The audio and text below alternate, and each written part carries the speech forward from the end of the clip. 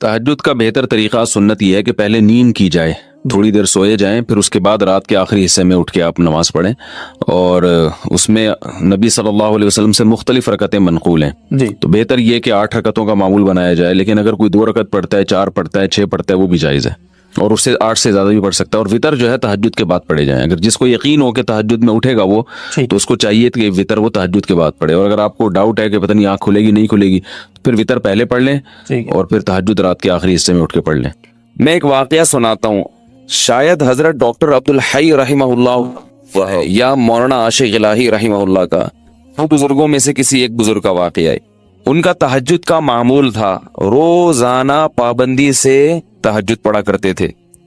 ایک دن بیمار بھی تھے، تھکاوٹ بھی تھی، تو فرماتے ہیں کہ بیماری اور تھکاوٹ کی وجہ سے تہجد میں جب آنکھ کھلی تو اٹھنے کا دل نہیں چاہا۔ اب یہ پورا واقعہ ذرا غور سے سنو اور اپنے اوپر فٹ کرو۔ اچھا، ان کا تہجد کا پروگرام ہوتا تھا تو غالباً مصلی پہلے سے رات کو بچھا کے رکھتے تھے، ورنہ شیطان نہ یہ ورغلاتا ہے، ابھی اٹھو گے، ابے پھر جا کے مصلی تلاش کرو گے، ابے پھر یہ چھوڑو یار، تو یہ سارے انتظامات پہلے سے کر کے رکھا کرو۔ تو وہ انہوں نے کہا کہ سستی ہو رہی ہے، اٹھا نہیں جا رہا، نیند بھی آ رہی ہے، کیا کریں؟ اب شیطان کا مقابلہ شروع، شیطان با مقابلہ انسان، کیا خیال ہے؟ اور یہ مقابلہ انسانوں کے ساتھ ہی ہوتا ہے، جو شیطان جیسے شیطان ہوتے ہیں نا، ان سے شیطان کو مقابلے کی ضرورت نہیں ہوتی۔ وہ کہتے ہیں ویسے ہی پڑا ہوا ہے، میرے کہے بغیر ہی پڑا ہوا ہے، کیا خیال ہے؟ میرے کہے بغیر ہی پڑا ہوا ہے، مجھے پڑے ہوئے کو اٹھانے کی چندہ ضرورت نہیں ہے۔ تو اب شیطان نے کیا کیا کہ بھائی سو جا، حدیث میں آتا ہے شیطان تھپکی دیتا ہے، سو جا بھائی بہت لمبی رات ہے۔ تو فرماتے ہیں کہ میں اب شیطان سے مقابلہ کیسے کروں، نفس سستی ہے، تو میں نے نفس کو سمجھانا شروع کر دیا اور شیطان کو ٹوپی کرانا شروع، یہ ٹوپی کے میرے الفاظ ہیں، ان کے نہیں ہیں، شیطان کو کیا شروع کر دی؟ ٹوپی کرانا۔ جیسے شیطان بھی ٹوپی کراتا ہے، پتہ ہے آپ کو شیطان پتہ ہے کیسے ٹوپی کراتا ہے؟ شیطان کہتے ہیں صرف ایک دن تو ناغہ کروا رہا ہوں تجھ سے، روزانہ تو پڑتا ہے نا، یہ ٹوپیاں ہیں کہ بھائی جب ایک دن چھوڑو گے تو پھر اگلے دن بھی چھوڑو گے، سستی ایک دفعہ ہو گئی تو ہونا شروع۔ پھر شیطان یہ بھی ٹوپی کراتا ہے، کوئی فرض تھوڑی ہے تہجد، تو آج سنتیں چھڑوا رہا ہے، کل فرض چھڑوائے گا۔ فرض کیسے چھڑوائے گا؟ بولے گا چھوڑ دے، توبہ کر لینا، توبہ تو قبول ہو جاتی ہے نا بھائی، کتنا بڑا گناہ ہو جائے توبہ تو قبول ہو جاتی ہے۔ تو یہ ہوتے ہوتے وہ آگے بڑھتا ہے، پھر جہنم میں پہنچائے بغیر وہ اطمینان سے نہیں بیٹھتا۔ تو جیسے شیطان ٹوپی کراتا ہے، آپ بھی شیطان کو ٹوپی کراؤ۔ تو انہوں نے شیطان کو کیسے ٹوپی کرائی؟ انہوں نے شیطان کو ایسے ٹوپی کرائی کہ شیطان نے کہا سو جا سو جا بھائی سو جا، انہوں نے کہا بس اٹھ کے بیٹھ رہا ہوں اور کچھ بھی نہیں کر رہا۔ بھائی لیٹا ہوا آدمی اٹھ کے بیٹھ جائے تو یہ تو کوئی مشکل نہیں ہے نا، بھائی میں بیٹھوں گا دوبارہ سو جاؤں گا، پھر تھوڑی دیر بیٹھوں گا، بس کہہ رہے ہیں اٹھ کے بیٹھ گیا۔ بیٹھنا اتنا مشکل نہیں ہوتا سوتے ہوئے، آپ اس کو بتایا جائے نا 2 منٹ بیٹھو پھر لیٹ جانا، کہتے چلو نیند میں آ کے یوں کر کے اٹھے گا بیٹھے گا۔ اب جب بیٹھے ہیں تو شیطان کہہ رہے لیٹ جاؤ، تم نے تو کہا تھا میں صرف بیٹھوں گا۔ ظاہر جب اٹھ کے بیٹھتا ہے لیٹا ہوا آدمی تو سستی میں کچھ تو کمی آتی ہے نا، جو لیٹے ہوئے انسان کی پوزیشن ہوتی ہے سوتے ہوئے میں وہ بیٹھے ہوئے کی نہیں ہوتی، اس کو کچھ سستی میں کمی آتی ہے۔ اب جب اٹھ کے بیٹھے ہیں تو شیطان کہہ رہے لیٹ جاؤ، یہ کہہ رہے ہیں ایسا ہے کہ صرف کھڑا ہو جاتا ہوں، بیٹھے رہے تھوڑی دیر آنکھیں واقیں ملی، میں کھڑا ہو جاتا ہوں، یا یہ واش روم میں چلا جاتا ہوں۔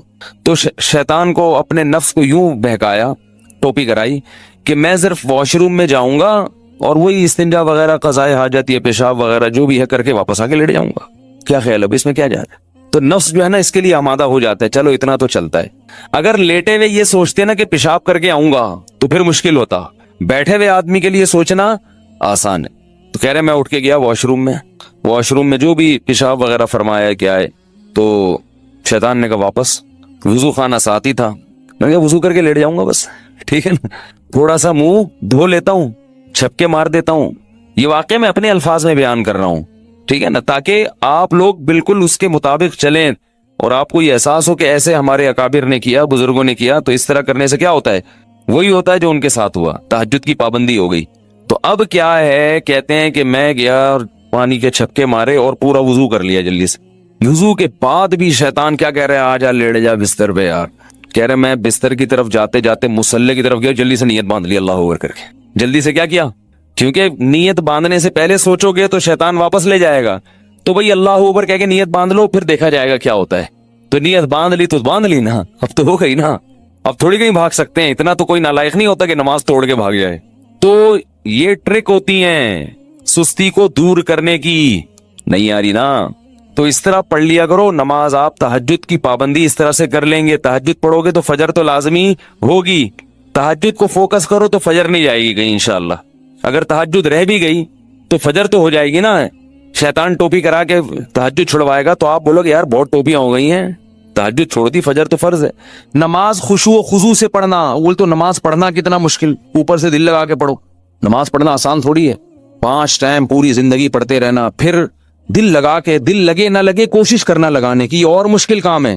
دل ہی نہیں لگتا انسان کا, ادھر ادھر لوگوں کو دیکھو نا نماز میں ناک میں انگلیاں گھما رہے ہیں, کان میں انگلیاں گھما رہے ہیں, پتہ نہیں کیا کیا کر رہے ہیں, ہلے جا رہے ہیں. میں ابھی اسلام آباد ایئرپورٹ پہ تھا تو ایک عرب آیا میرے ساتھ کھڑا ہو گیا. میں تلاش کر رہا تھا جماعت کے لیے کوئی بندہ ملے ایئرپورٹ پہ نا, جماعت کرایا کریں, اکیلے نہ پڑھا کریں. تو جو مسلح بنا ہوا تھا, میں تھوڑا انتظار کیا, میں نے کہا دیکھوں کوئی بندہ آتا ہے. تو ظہر کی نماز تھی, میں نے کہا نماز پڑھتا ہوں. تو وہ عرب پینٹ شرٹ میں تھا, مجھے نہیں میں نے پہلے پہچانا کہ یہ عربی ہے کیونکہ پینٹ شرٹ پہنی ہوئی تھی اور کلین شیف تھا. تو وہ عرب جماعت کے بڑے پابند ہوتے ہیں. اس نے کہا جماعت, میں نے کہا آ جاؤ. اب میں امام بنا, وہ مقتدی بن کے میرے ساتھ کھڑا ہو گیا.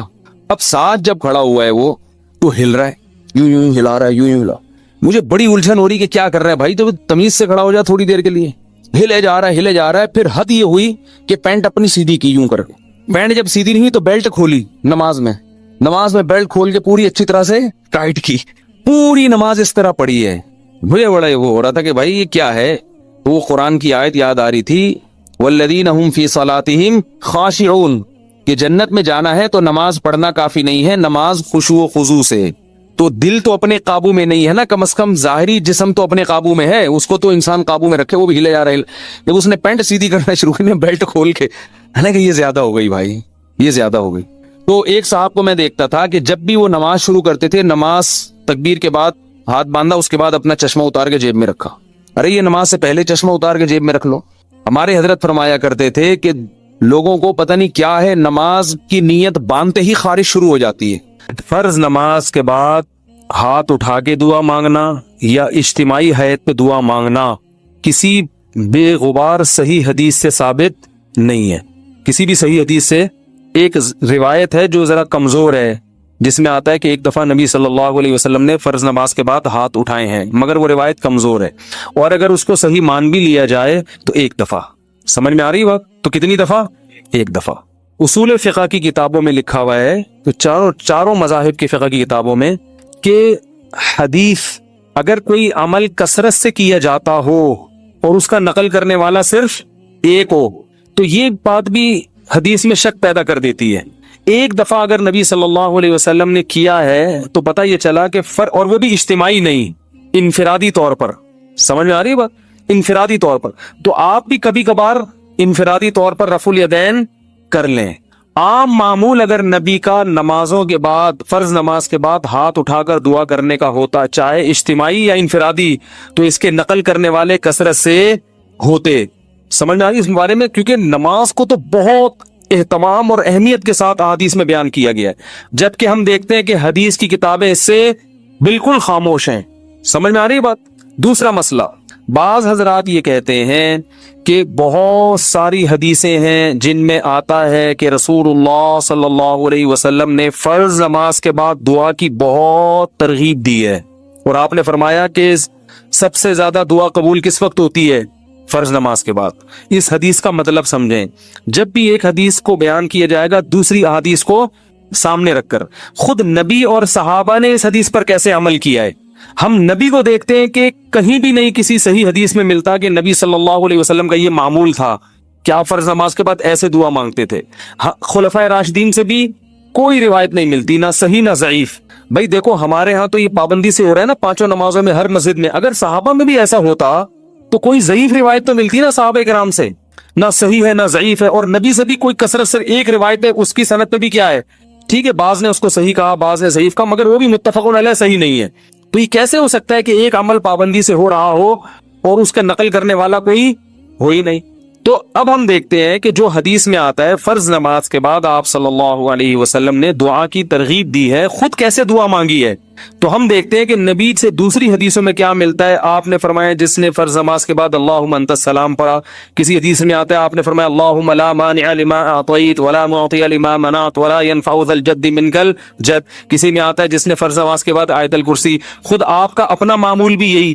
تو پتہ یہ چلا ان کلمات کو حدیث میں دعا سے تعبیر کیا جا رہا ہے. یہ وظائف ہیں. وظیفہ اس دعا کو کہتے ہیں جن کے یعنی لگے بندے کلمات ہوں. اس کو بھی دعا سے تعبیر کیا جاتا ہے. اس کی مثال ایسے ہے جیسے ہم کہتے ہیں افطار کی دعا, آذان کے بعد کی دعا, مسجد میں داخل ہونے کی دعا, مسجد سے باہر نکلنے کی دعا. تو وہ دعا کیا ہے؟ اللہم افتح لی ابواب رحمتک, مخصوص کلمات. اذان کے بعد کی دعا کیا ہے؟ اللہم رب هذه الدعوۃ التامہ. تو فرائض کے بعد جو دعا ہے وہ بھی کیا ہے؟ آیت الکرسی, اللہم انت السلام, اللہم لا مانع لما اعطیت. یہ کلمات, ان کلمات کو کیا کہا گیا ہے بولو بھائی؟ دعا. اور ابن تیمیہ رحمہ اللہ کی رائے یہ ہے جو تفرد ہے کہ فرض نماز کے بعد سے مراد ہے جو اتحیات کے درود شریف کے بعد ہم دعا پڑھتے ہیں, رب اجعلنی مقیم الصلاۃ ربنا آتنا, جو کیونکہ حدیث میں آتا ہے دبور کل صلاۃ. تو دبر کا جو لفظ ہے عربی میں وہ بعد کے معنی میں بھی استعمال ہوتا ہے اور اینڈ کے معنی میں بھی.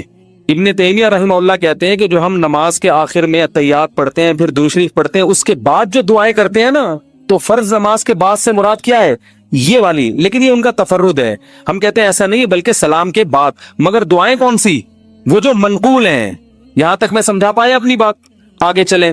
اور نبی صلی اللہ علیہ وسلم نے مختلف مواقع پر مختلف وظائف پڑھے ہیں فرض نماز کے بعد. کبھی آیت الکرسی, کبھی اللہم انت السلام. تو ہم یہ کہتے ہیں دوسری طرف حضرت عائشہ رضی اللہ تعالی عنہا کی حدیث ہے کہ آپ صلی اللہ علیہ وسلم فرض نماز کے بعد اللہم انت السلام کے بقدر بیٹھتے تھے اور پھر کھڑے ہو جایا کرتے تھے. ان دونوں حدیثوں کو ملا کے پتہ چلتا ہے کہ فرض نماز کے بعد جتنے وظائف منقول ہیں یہ سارے نہیں پڑھنے, کبھی کوئی اور کبھی کوئی. اہمیت چونکہ اللہم انت السلام کی زیادہ ہے اور وہ دائمی معمول رہا ہے نبی کا جیسے حضرت عائشہ کی, تو اس کو ہم نے اہمیت دی. اور ہم کہتے ہیں کہ پھر آپ فوراً کھڑے ہو کر سنتوں میں مشغول ہو جائیں, باقی وظائف اور تسبیحات آپ پڑھیں سنتوں کے بعد. اس طرح تمام حدیثوں میں تطبیق.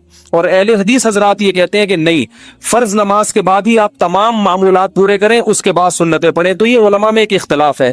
لیکن ہاتھ اٹھا کے دعا مانگیں جیسے ہمارے ہاں رائج ہے, یہ کہیں بھی نہیں ہے. حتیٰ کہ چاروں, یہ تو اب یعنی اہل حدیث میں بھی نہیں ہے, وہ تو سب کو پتہ ہے نہیں ہے. یہ فقہ حنفی میں بھی نہیں ہے, فقہ شافی میں بھی نہیں ہے, فقہ مالکی میں بھی نہیں ہے, اور فقہ حنبلی میں بھی نہیں ہے. کیونکہ فقہ حنفی کی کتابیں بھی اس سے خالی, فقہ مالکیہ, شافعیہ, حنابلہ ان کی کتابیں بھی اس سے بالکل خالی. نہ صرف خالی بلکہ اس کے مخالف. فتاوی عالمگیریہ فقہ حنفی کی کتاب ہے نا, اس میں لکھا ہے کہ امام کو چاہیے کہ سلام پھیرنے کے بعد اللہم انت السلام کے بقدر بیٹھے اور اس کے بعد کھڑا ہو جائے. یہ کہیں بھی نہیں لکھا کہ اس میں کیا کرے, اجتماعی دعا مانگے یا انفرادی دعا مانگے, کہیں بھی نہیں لکھا ہوا, بلکہ اس کے خلاف لکھا ہوا ہے. تو اس لیے یہ فقہ حنفی میں بھی نہیں ہے. ہاں یہ ہمارے اکابر میں ایک چیز رائج ہو گئی ہے, ہمارے بزرگوں میں, جو ہندوستان میں بہت تیزی سے بولو بھائی پھیل گئی. جب رائج ہو گئی تو حضرت مفتی محمد شفیع صاحب رحمہ اللہ تعالیٰ کا اجتماعی دعا پر ایک رسالہ ہے, مفتی اعظم جو تھے, انہوں نے فرمایا کہ اب اس کو ایک دم ختم کرنے میں کیا ہے, آیا کہ اس لیے کسی مسجد میں اگر یہ دعا مانگی جا رہی ہے تو ختم کرنے پر اصرار نہ کیا جائے, کیونکہ فی نفسی ہی تو دعا کا موقع ہے نا فرض کے بعد. بھائی فی نفسی ہی حدیث میں آتا ہے کہ فرائض کے بعد دعا قبول ہوتی ہے, اس کی یہ کیفیت نہیں ہے.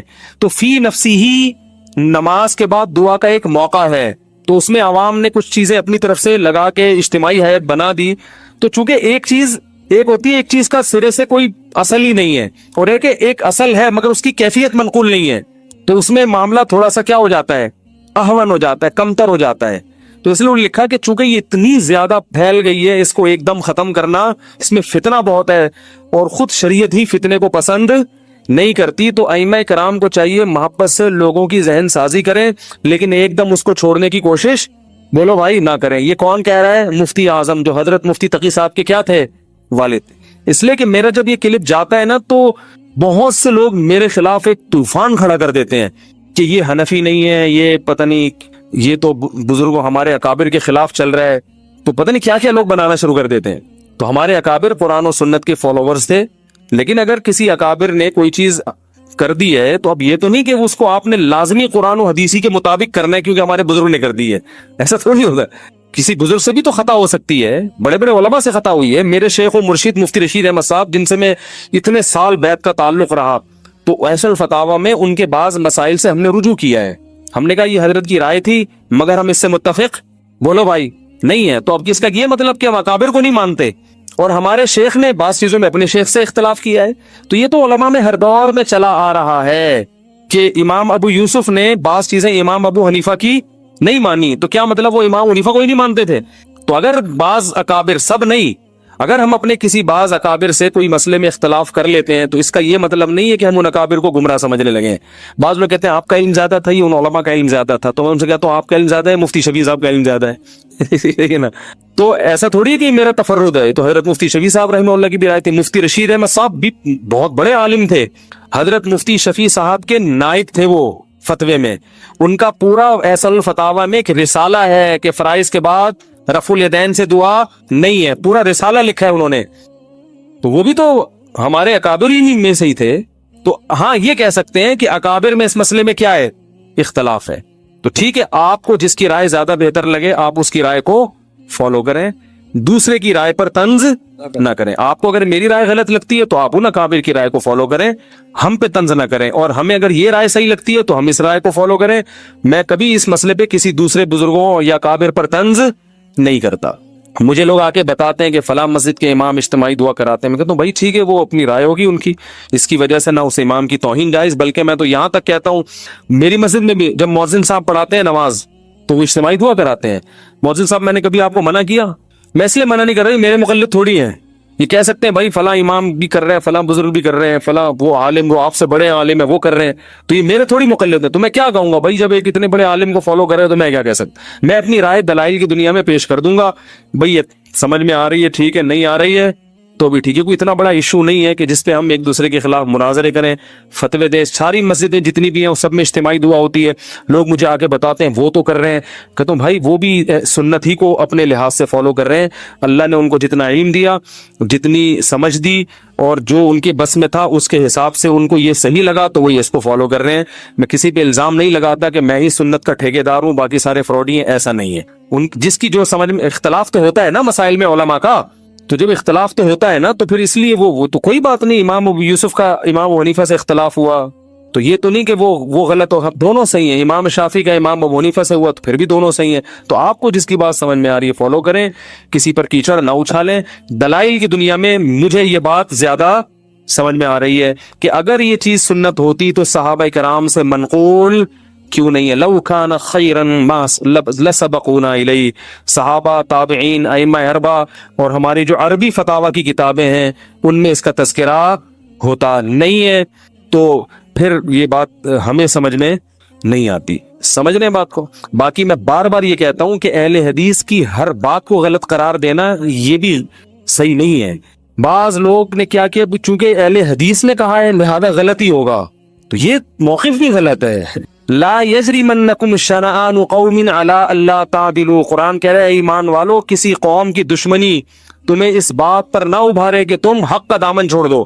اگر اہل حدیث نے کوئی بات درست کی ہے تو آپ کو ماننی چاہیے، غلط کی ہے تو آپ کو بتانا چاہیے. ہم اس بھی تو اہل حدیث کی بہت سی چیزوں کو ہم غلط بھی کہتے ہیں لیکن بہت سی چیزوں کو ہم صحیح بھی کہتے ہیں، اور بہت سی چیزوں کو ہم یہ کہتے ہیں کہ اس میں دونوں طرف احتمال ہے، دونوں رائے، اجتہادی مسئلہ ہے، یہ بھی صحیح ہو سکتا ہے وہ بھی صحیح ہو سکتا ہے. تو اعتدال کا جو راستہ ہے نا وہ نہیں چھوڑنا چاہیے. تو میں کیوں مانگتا ہوں؟ پہلی بات میں اجتماعی نہیں مانگتا، میں فرض کے بعد اجتماعی دعا نہیں مانگتا. میں اللہم انت السلام پڑھتا ہوں صرف، اور رفع الیدین ہلکا سا کرتا ہوں کیونکہ لوگوں میں تحمل نہیں ہے. اگر میں نے یہ بھی نہیں کیا تو اگلی نماز میں پبلک شارٹ کر دے گی مجھے. چلو کوئی بات نہیں، شارٹ کر رہے گی تو کیا ہوگا، دین کا سارا سلسلہ کیا ہو جائے. کسی اور مسجد میں جائیں گے تو وہاں بھی شارٹ، تیسری مسجد میں گئے وہاں بھی، تو شارٹ ہوتے ہوتے نتیجے کیا نکلے گا، اپنا ایک الگ فرقہ جو لوگ کر رہے ہوتے لاؤنج ہو رہا ہوگا، اور اس کا نام کیا ہوگا، اجتماعی دعا بدعت، یہاں سے شروع ہوگی. تو امت کو ایک ایسے کام میں لگائیں گے جس کی شریعت میں کوئی خاص اہمیت بولو بھائی نہیں ہے. تو چونکہ فی نفسی ہی فی نفسی ہی ایک چیز جائز ہے، اس کو سنت سمجھنا غلط ہے. تو فی نفسی جب ایک چیز کا جواز ہے اور فی نفسی موقع بھی ہے تو اس گنجائش سے فائدہ اٹھاتا ہوں کہ بھائی چلو فی الحال اتنا کر لو انفرادی، اور اللہم انت السلام پڑھو اس میں، اور تھوڑی دیر رفع الیدین کر لو، عوام کو باقی سمجھاتے رہو. جب یہ مسجد کے نمازیوں میں تحمل پیدا ہو جائے گا، ہم بڑے ہو جائیں گے، بزرگ بن جائیں گے، سفید داڑھی ہو جائے گی، عمر کمر جھک جائے گی، ہم سے بڑے بڑے اکابر دنیا میں موجود ہیں، لوگ کہہ رہے ہیں بھائی ہم ان سے فتویٰ لیں گے آپ سے کیوں لیں، تو ان کو میں نہیں سمجھا، ان لوگوں کو میں بھی اس بات پہ قائل نہیں کر سکتا. تو جب ہم بوڑھے ہو جائیں گے اگر زندہ رہے تو پھر ایک لوگوں کو ہوگا کہ بھائی یہ بھی ایک بزرگ بن چکے ہیں، اب پتہ نہیں وہ دن آئے گا کہ نہیں آئے گا، لیکن اگر ایسا ہو گیا تو پھر ہم چھوڑ دیں گے. مفتی ظفر علی صاحب کی طرف بولیں گے یہ جائز ہے یہ ناجائز ہے، کسی کے باپ میں دم میں تو کر کے دکھا دیں. حضرت مفتی ظفر علی صاحب جو ہیں وہ جب فتویٰ دیتے ہیں تو ان کی مسجد بھی ذاتی ہے، ان کے مقتدی بھی اخپل ہیں، اپنے ہیں، کسی کی پرواہ بھی نہیں کرتے. فتویٰ دیا، سمجھ میں آیا ٹھیک ہے، نہیں آیا دفاع یہاں سے چل نکل. تو ہم کہاں جائیں گے بھائی؟ اب آپ کہہ سکتے ہیں یہ تو دین بیچنا ہوا ہے، یہ تو کیا ہوا کیونکہ کلپ آئے گا فوراً، یہ تو یہ دین بیچنا نہیں ہے. دین کا کام بڑے کام کرنے کے لیے چھوٹے مسائل کو برداشت کرنا. اگر ہمیں مسجد نکال دے یا ادھر سے بھی نکل جائیں تو ہمیں دنیاوی لحاظ سے فائدہ ہی ہوگا، نقصان نہیں ہوگا. سب سے پہلے میں اپنا بزنس کروں گا، ٹھیک ہے نا، بزنس کمپنی بنا کے ٹائٹ طریقے سے کیا کروں گا جو میں ابھی نہیں کر سکتا، اپنے کاروبار کو ٹائم نہیں دے سکتا تو میں کاروبار کو ٹائم دوں گا، نوٹ چھاپوں گا تمیز سے بیٹھ کے جو ابھی نہیں چھاپ سکتا میں. تو یہ مصلحت جو میں اختیار کر رہا ہوں اپنی ذات کے لیے نہیں بلکہ تاکہ دین کا کام ہوتا رہے. اور دوسرا لوگوں سے وہ بات جو لوگوں کی مینٹل اپروچ سے اوپر ہوتی ہے، حدیث میں آتا کلم الناس علی قدر عقولہم، لوگوں کی مینٹل اپروچ سے اوپر باتیں نہ کرو. تو یہ مسئلہ پبلک کی مینٹل اپروچ سے کیا بن چکا ہے اوپر، کیونکہ بہت سارے علماء کر رہے ہیں تو اب لوگ کہیں گے یار وہ علماء نہیں ہے، تو پھر یہی ہے کہ بھائی چلو درمیانی راہ اختیار کرو، چلاؤ بس. تو اس لیے ہم یوں کرتے ہیں اللہم انت السلام و منک السلام و تبارکت یا ذا، چلو اس سے کیا ہو رہا ہے یار. اور بیانات میں بتاتا رہتا ہوں کہ اتنا بھی ثابت نہیں ہے، کبھی کبھار کر لے تو ٹھیک ہے، کبھی کبھار رفع الیدین بھی ٹھیک ہے، کبھی کبھار لوگوں کو اجتماعی دعا بھی ٹھیک ہے، لوگوں کو تعلیم دینے تو احیاناً تو ٹھیک ہے. اس کا معمول بنا لینا، اتنا معمول کہ جو نہ کرے اس کو لوگ ملامت کریں، بلکہ معمول بھی اس حد تک غلط نہیں ہے کہ چلو ایک آدمی کو ہاتھ اٹھا کے دعا میں زیادہ دل لگ رہا ہے تو مانگ لے، تو پابندی بھی تو نہیں ہے نا، لیکن اتنا اس پہ التزام کہ نہ کرنے والے کو ملامت کی جائے. مسجدوں میں جو اجتماعی دعائیں ہر نماز کے بعد ہو رہی ہیں اس کو بھی غلط نہیں کہیں گے. غلط کیا ہے؟ جو نہیں مانگے اس کو کیا کہتے ہیں؟ اس پہ ملامت ہوتی ہے. یہ بہت غلط چیز ہے. تو اس لیے اگر اہل حدیث کے ہاں نہیں ہوتی تو اچھی بات ہے، چلے ہمارے ہاں بھی نہ ہو. مفتی رشید احمد صاحب کے ہاں ہم نے کئی سال رہے ہیں، ایک نماز کے بعد بھی انہوں نے کبھی دعا نہیں منگوائی، کبھی بھی نہیں، اور رفع الیدین سے بھی دعا نہیں کرتے تھے. باقی پھر سنتوں کے بعد اپنی دعا مانگتے تھے گھنٹوں گھنٹوں.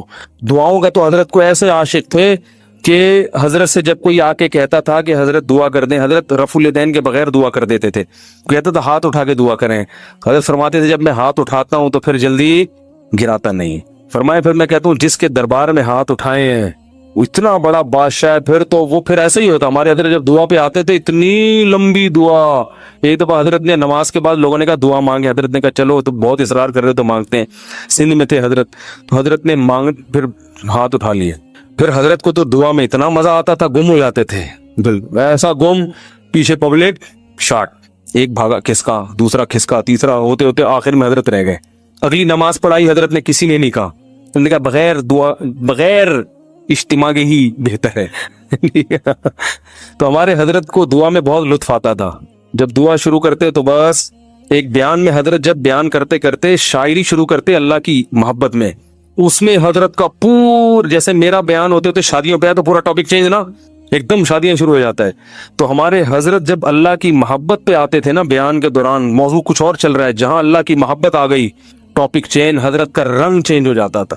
اور پھر جو اللہ کی عشق میں اشعار شروع کرتے، فرماتے ارے کدھر چلا گیا، یہ کہتے تھے، کہتے ہیں پھر مزہ ہی آ گیا، پھر وہی چلتا رہتا تھا. بڑا مزہ آتا تھا ہمیں بھی، کیونکہ وہ دل کی جو اللہ کی محبت کی جو چنگاری تھی وہ چہرے سے جھلکتی تھی، وہ بیان میں جھلکتی تھی. تو آج ہم جیسے خشک مولوی مارکیٹ میں پیدا ہو گئے ہیں، ٹھیک ہے، تو اہل اللہ سے مضبوط تعلق پیدا کریں، اس سے اللہ کی محبت کی چنگاری پیدا ہوتی ہے.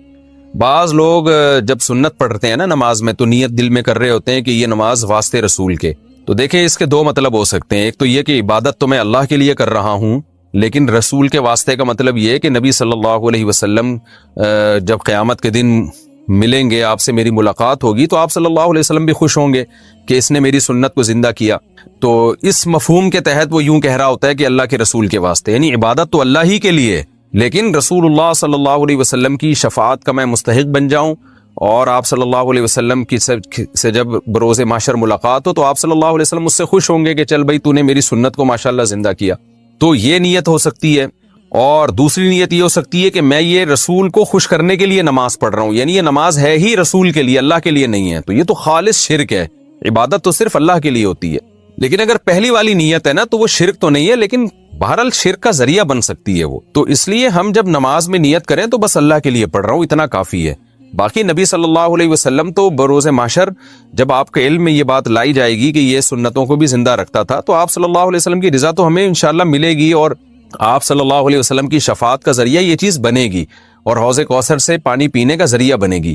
تو ایسی نیت کرنا جس میں شرک کا وہم بھی ہونا، اس نیت سے ہمیں اجتناب کرنا چاہیے، کیونکہ عبادت ہے نا، عبادت میں پھر شرک میں اور توحید میں بڑا باریک سا فرق رہ جاتا ہے. تو عبادت کو ایسی نیت ہو کہ بالکل آپ اس کو ایکسپلین کر سکیں. تو ایسے مبہم الفاظ نیت میں نہیں کہنے چاہیے، نہ سوچنے چاہیے.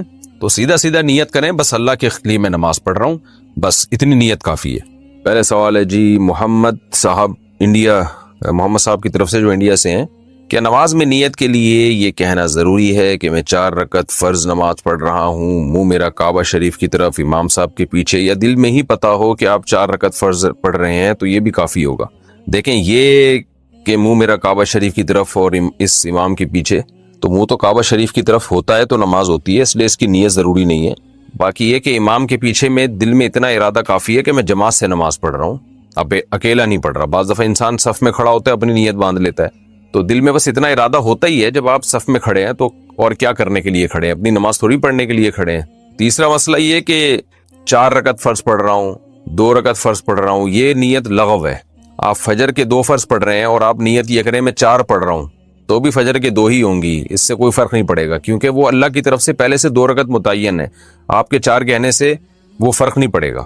ظہر میں آپ نے یہ نیت کر لی کہ میں ظہر کی 2 رکعت پڑھ رہا ہوں، تو بھی نماز آپ کی ہو جائے گی، کیونکہ ظہر کی 4 رکعت ہوتی ہیں، 2 ہوتی نہیں ہیں. سفر میں آپ نے 2 پڑھنی ہے، اگر آپ نے یہ نیت کر لی میں 4 پڑھ رہا ہوں تو بھی 2 ہی پڑھنی پڑیں گی اور نماز ہو جائے گی، کیونکہ سفر میں اللہ کی طرف سے 2 متعین ہے.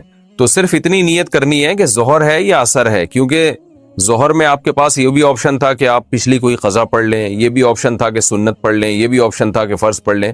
تو یہ 3 آپشن تھے آپ کے پاس، تو ان میں سے ایک کو آپ نے خود متعین کرنا ہے کہ فرض پڑھ رہا ہوں یا سنتیں. نمبر 2، ظہر پڑھ رہا ہوں یا پچھلی کوئی قضا پڑھ رہا ہوں. تو جب آپ نے یہ نیت کر لی کہ نہیں جی ظہر ہے، تو 4 رکعتیں 2 رکعتیں یہ لغو کام ہو جائے گا، اس کی ضرورت نہیں ہے. بس اتنی نیت کہ ظہر ہے اور فرض ہے، بس. یعنی فرض سے میری مراد کہ ظہر ہے، آج کی ظہر ہے، یہ بھی ضروری نہیں کہ فرض ہے، کیونکہ ظہر تو ہے ہی فرض، تو سنت نہیں ہے. سنتیں پڑھ رہے ہیں تو دل میں یہ نیت ہو کہ یہ ظہر میں سنت پڑھ رہا ہوں، میں فرض نہیں پڑھ رہا. تو بس اتنی کافی ہے. آج کل نیتوں میں بہت زیادہ غلو ہونے لگا ہے. نماز میں نیت ضروری ہے یا تکبیر کہنا کافی ہے؟ فرض نماز میں نیت کرنی ہوگی یا صرف اللہ اکبر بولنا ہوگا؟ اگر نیت کرنی ہوگی تو وہ اردو میں کریں یا عربی میں کریں. سلمہ صاحبہ دبئی سے، دیکھیں نیت نماز میں ضروری ہے، لیکن نیت دل کے ارادے کا نام ہے، اور دل میں ارادہ انسان اپنی زبان میں ہی کرتا ہے جو اس کی مدر لینگویج ہے. بس دل میں نیت کرتا ہے میں نماز پڑھ رہا ہوں، تو بس اتنا کافی ہے. پھر جو نماز ہے اس کی نیت کر لیں، ظہر کی ہے تو ظہر کی نیت کر لیں، عصر کی ہے تو عصر کی، فرض کی ہے تو فرض کی کر لیں. بس دل میں نیت کافی ہے، اس کا انگلش عربی اردو سے کوئی تعلق نہیں ہے. نماز کی نیت کیا زبان سے ضروری ہے؟